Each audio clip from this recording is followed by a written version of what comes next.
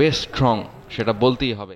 হার দিয়ে আসর শুরু করা গাজী গ্রুপ পেল টানা তৃতীয় জয়। Dhaka premier league ডিপিএলে Shahinpukur cricket ক্লাবকে 8 উইকেটে হারিয়েছে এনামুল হক বিজয়ের দল। বিকেএসপির 3 নম্বর মাঠে আগে ব্যাট করতে নেমে বড় রানের দেখা পাননি শাহিনপুকুরের কোনো ব্যাটার। সর্বোচ্চ 46 রান আসে জুবায়ের হোসেনের ব্যাট থেকে। বাকিদের ব্যর্থতায় 161 রানে অল আউট হয় শাহিনপুকুর। 3টি করে উইকেট শিকার করেন গাজী গ্রুপের শামীম মিয়া ও তুফাইল আহমেদ।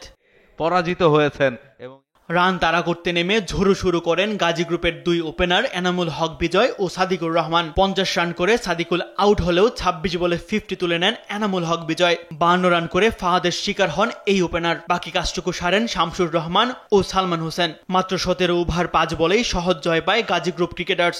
ডট বল দেন একটা পর্যায়ে কিন্তু নিজে। অন্যদিকে বল হাতে ধানমন্ডি স্পোর্টস ক্লাবকে ধসিয়ে দিয়েছেন অগ্রণী ব্যাংকের রবিউল হক। এই পেসারের বোলিং তোপে মাত্র 115 রানে গুড়িয়ে যায় নুরুল হাসান সোহানের দল। রান তাড়া করতে নেমে চাপে পড়ে অগ্রণী ব্যাংকও। দলীয় 53 রানে 4 উইকেট হারায় তারা। এরপর দলের হাল ধরেন মার্শাল আইয়ুব। অপরাজিত 50 করে দলের জয় নিশ্চিত করে মাঠ ছাড়েন এই ব্যাটার।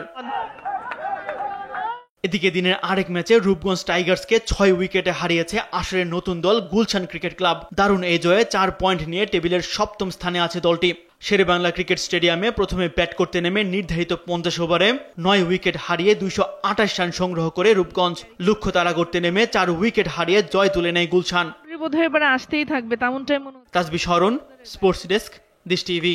মেহেদী হাসানের পরের বলটা আবারও কাভারের গ্যাপটা দেখে ফেলেছিলেন।